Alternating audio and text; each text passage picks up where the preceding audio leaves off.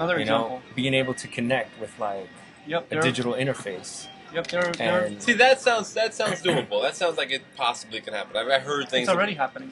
Right. It's already I've heard stuff like this. Like they're mapping out the human brain. or and, being like, able to control like your computer just by connecting something, Right. So once they're able, so the Ray Kurzweil, he's predicting that by 2020, 2030, I think, we will have completely reverse engineered the brain, the human brain. So that means we're going to know exactly the brain inside out. And as a result, we'll be able, once we can figure that out, then our capability will just be extraordinary at that point. It'll just keep the rate of technological change will go. Okay. So let me see if I can find a good example here from the book. So Here's a dialogue between Molly, 2004, who's the character in the book. Wait. It's a cat. What do you mean it's a character? A character in a fake dialogue between a person like you and I right now, Yeah. the way we are, Uh-huh. fully biological. Right. So the year of the book was 2004, and people like her version in the future, or other characters in the future. It sounds a little bit like science fiction. Yeah. Just. Yeah. So let me show you. Okay, Molly 2004 says, full immersion virtual reality doesn't seem very inviting. I mean, all those nanobots running around in my head, like little bugs. And then Jay says, oh, you won't feel them anymore. Then you feel the neurons in your head or the bacteria in your GI tract. Molly 2004 says, actually, that I can feel, but I can have full immersion with my friends right now, just by, getting together physically. Sigmund Freud says, that's what they used to say about the telephone when I was young. People would say, who needs to talk to someone hundreds of miles away when you can just get together? Jay says, exactly. The telephone is auditory virtual reality. So full immersion, VR, is basically a full body telephone. You can get together with anyone, anytime, but do more than just talk. George 2048 says, it's certainly been a boon for sex workers. They never have to leave their homes. It became so impossible to draw any meaningful lines that the authorities had no choice but to legalize virtual prostitution in 2033. Molly 2004 says, very interesting, but actually not very appealing. And then George says, okay, but consider that you can be with your favorite entertainment star. I can do that in my imagination any time I want, what Molly says. So these are. Can I stop you? Yeah. So this guy is just saying theoretically. Of course. Okay. So But I he's mean, it's al- a but huge he's leap predicting. there. He's predicting. I mean, Based Nostradamus predicted a million things that never happened to him. His predictions are Based on? based on scientific evidence, and that of our technological progress throughout history. And he's noticed a trend that our progress is not linear, but it's Peaks and valleys is like a bell curve, right? not even peaks and valleys. It's actual exponential. Yeah, but how about the Middle Ages? There was nothing happened. I mean, for like 600 years from the fall of the Roman Empire till like I guess the medieval period was, Gothic cathedrals and all that stuff. But there was like 600 periods with nothing in Europe. Nothing happened in Europe, but a lot of things happened in the Middle East. A lot of things happened in Africa, in China. The Middle East and China. Yeah, okay. The Far East and the Middle East. Okay, that makes sense. So there have been peaks. Yeah, sure, of course, there are little peaks and bounds, but overall, if you compare it on a, let's say, a 500-year period, you will see that a gradual increase of technology. Eventually, Yeah, okay. and it's been not very noticeable. Yeah, but okay, and I agree with you 100%. So basically, he's come up with this formula, and he's saying that every 5 years or 20 years of technological progress in the 21st century is like 100 years of technological progress 100 years ago. That makes sense. Okay. So that's how he's making those predictions. He's also making the predictions based on current technology and that's in testing. That's in our current progress that we've achieved so far. But there are valleys. I mean, there are moments in history, human history, where nothing happens because we've done something wrong. Like there's been a giant war, or or a giant Taking a step famine. backward. or just natural or the economy right now. the economy, right? Or Yeah. this, I mean, that this happens. You know, it's I mean, But it's a very small. Sorry, can I get your? It's a What do you very in just your. So you're talking about a very small time frame, 5-10 year period.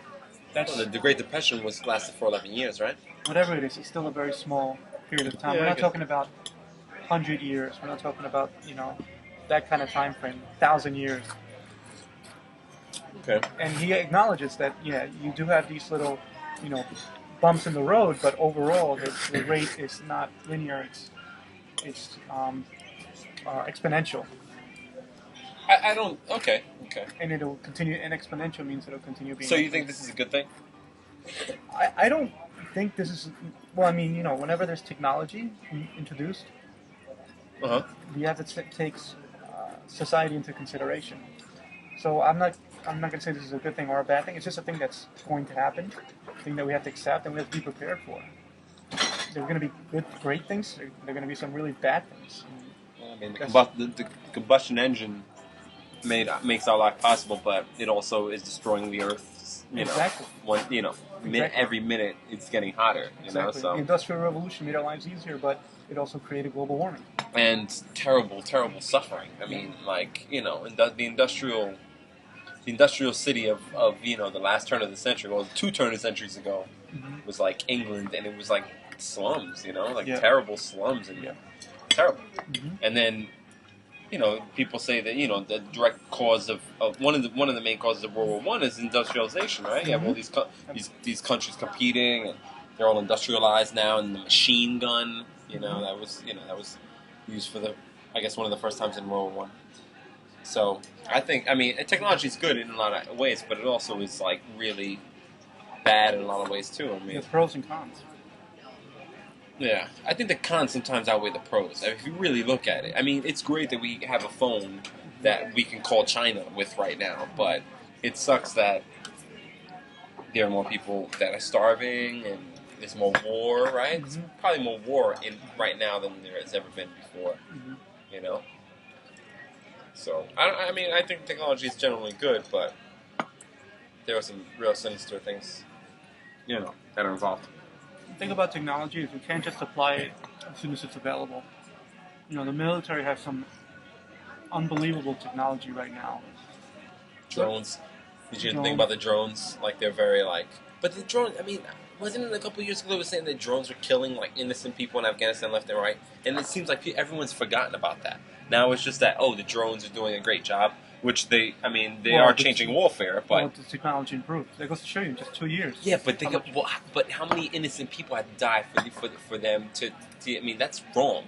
The family who lost, 9 members out of their 10-member family, this one person is thinking drones are the work of the devil. They're not a great improvement for society, And, a lot of other countries are developing drones now, too.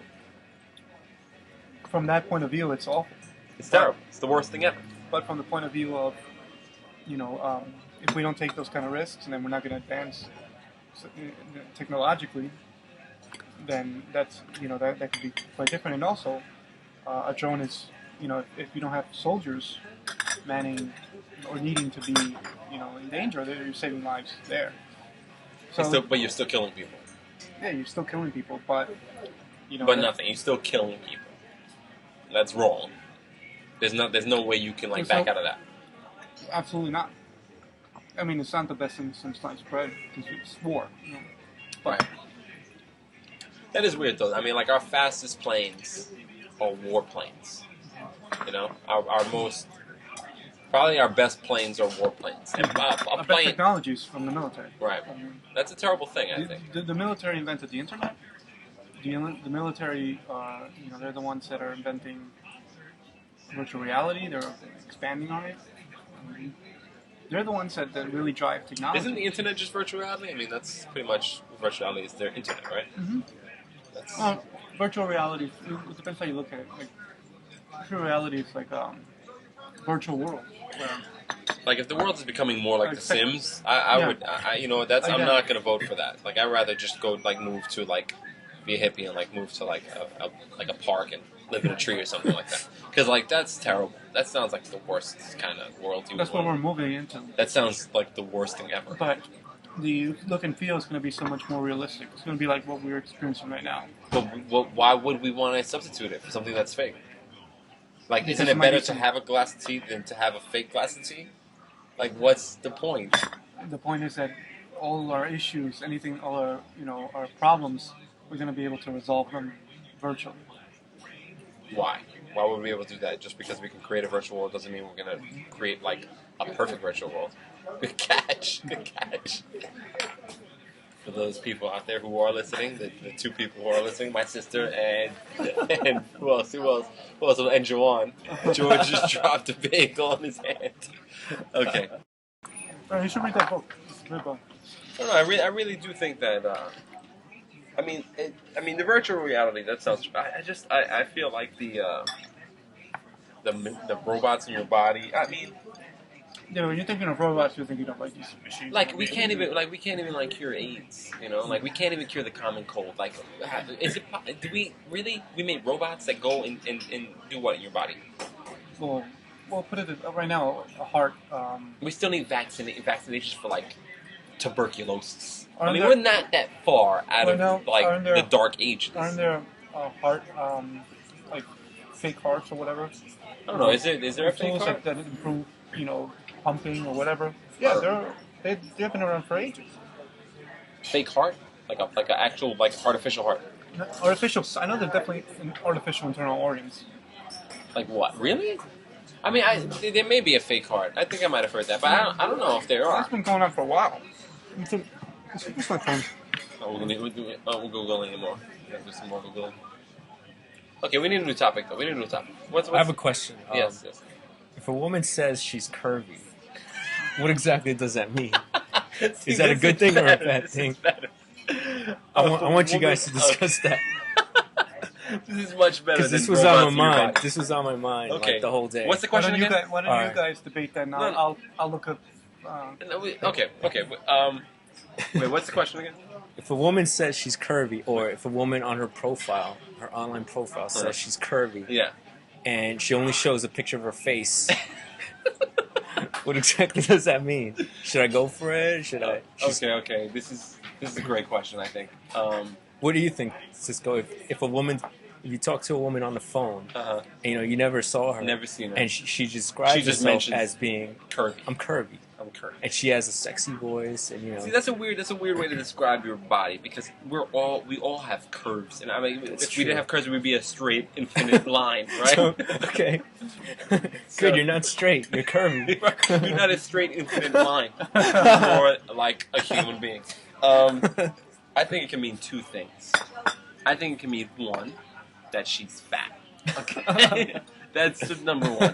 Or it can mean two, that she is voluptuous. Voluptuous. Now, voluptuous is obviously very good. I dated a girl who was voluptuous at the time. She will go nameless because Uh-huh. we're going to protect people's names. All right, We're not gonna, right. But she had a great body. Very. How can I put it? She was very full in the places that she needed to be full for me to be attracted to her. Right.